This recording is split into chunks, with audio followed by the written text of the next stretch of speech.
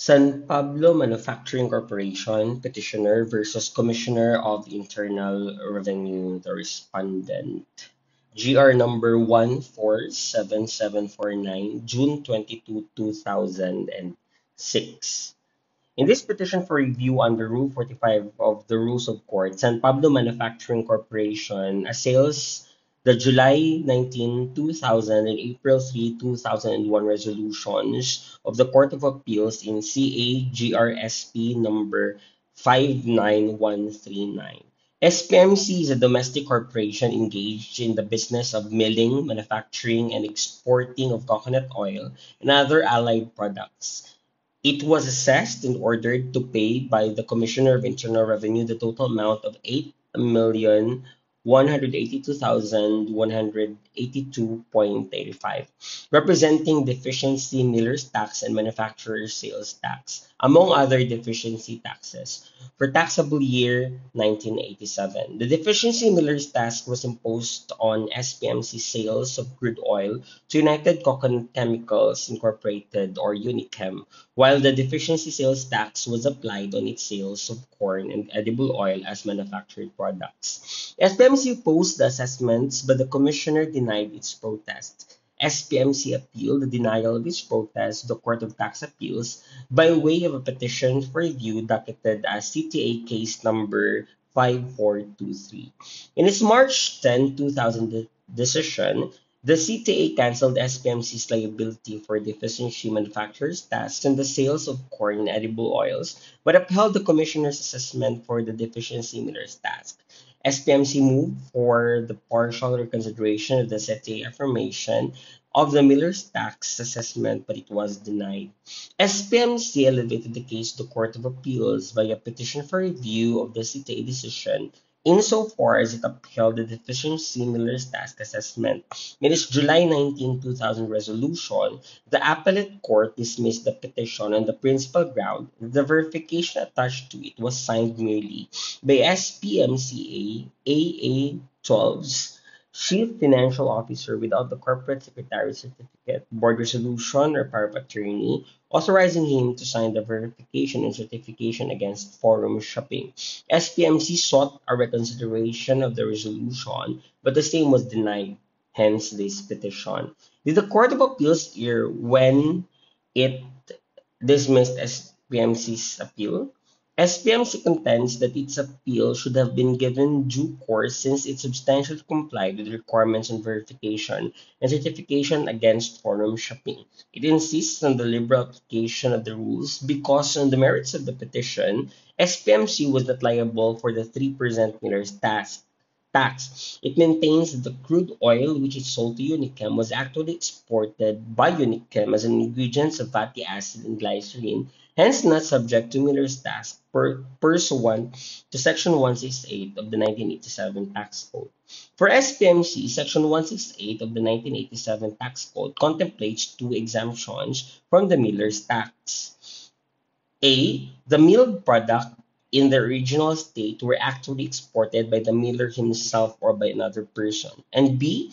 The milled products sold by the miller were actually exported as an ingredient or part of any manufactured article by the buyer or manufacturer of the milled products. The exportation may be effected by the miller himself or by the buyer or manufacturer of the milled products. Hence, Unichem, the buyer of SPMC's milled products, subsequently exported said products. SPMC should be exempted from the miller's tax. The petition must fail. Under Rule 43, Section 5 of the Rules of Court, appeals from the CTA and quasi-judicial agencies of the Court of Appeals should be verified. A pleading required to be verified which lacks proper verification shall be treated as an unsigned pleading. Moreover, a petition for review under Rule 43 requires a sworn certification against forum shopping. Failure of the petitioner to comply with any requirements of a petition for review is sufficient ground for the dismissal of the petition. A corporation may exercise the powers expressly conferred upon it by the Corporation Code and those that are implied by or are incidental to its existence through its board of directors and or duly authorized officers and agents. Hence, Physical acts like the signing of documents can be performed only by natural persons duly authorized for the purpose by corporate bylaws or by specific act of board of directors. In the absence of authority from the board of directors, no person, not even the officers of the corporation, can bind the corporation. SPMC's petition in the Court of Appeals did not indicate the person who signed the verification certification on non-forum shopping was authorized to do so. SPMC merely relied on the alleged inherent power of its chief financial officer to represent SPMC in all matters regarding the finances of the corporation, including, among others, the filing of suits to defend or protect it from assessments or to recover erroneously paid taxes.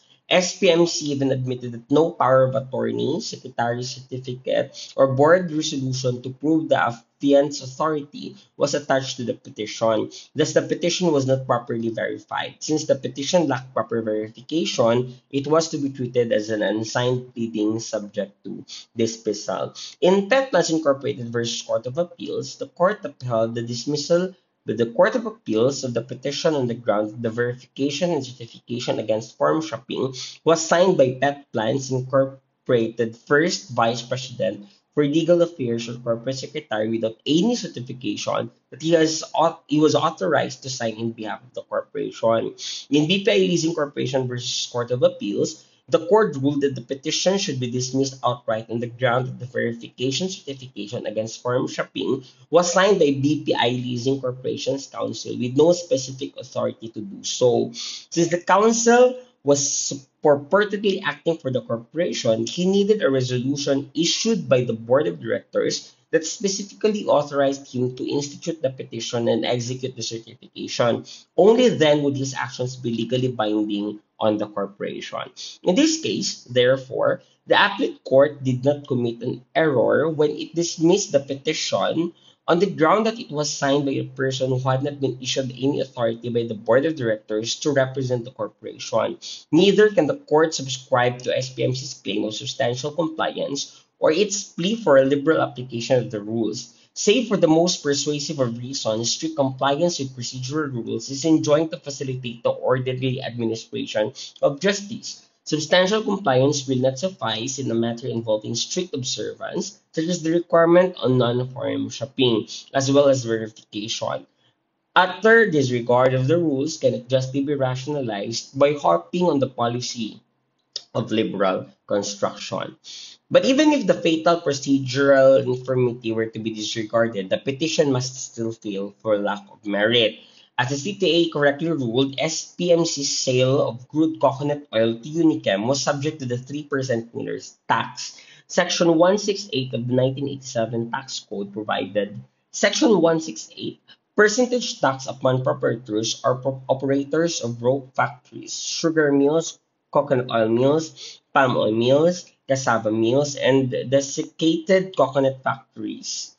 Proprietors or operators of rope factories, sugar central and mills, coconut oil mills, palm oil mills, cassava mills, and desiccated factories coconut factories shall pay a tax equivalent to 3% of the gross value in money of all rope, sugar, coconut oil, palm oil, cassava flour starch, desiccated coconut manufactured, processed, or milled by them, including the byproduct of the raw materials from which said articles are produced, processed, or manufactured. Such tax to be based on the actual selling price or market value of these articles at the time they leave the factory or mill warehouse. Provided, however, that this tax shall not apply to rope, coconut oil, palm oil, and by product of copra from which it is produced or manufactured and desiccated coconut. If such rope, coconut oil, palm oil, copra byproducts, and desiccated coconuts shall be removed for exportation by the proprietor or operator of the factory or the miller itself. And are actually exported without returning to the Philippines, whether in their original state or as an ingredient or part of any manufactured article or product. Provided further that where the planter, the owner of the raw materials, is the exporter of the aforementioned milled or manufactured products, he shall be entitled to a tax credit of the miller's taxes withheld by the proprietor or operator of the factory or mill corresponding to the quantity exported, which may be used against any internal revenue tax directly due from him.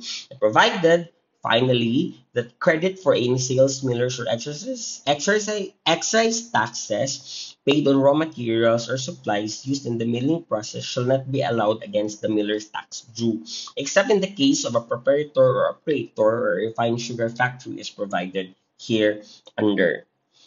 The language of the exempting clauses of Section 168 and the 1987 tax code was clear. The tax exemption applied only to the exportation of raw coconut oil, palm oil, copra byproducts, and desiccated coconuts, whether in their original state or an ingredient or part of any manufactured article or products by the proprietor or operator of the factory by the miller himself. The language of the exemption proviso did not want the interpretation advanced by SPMC.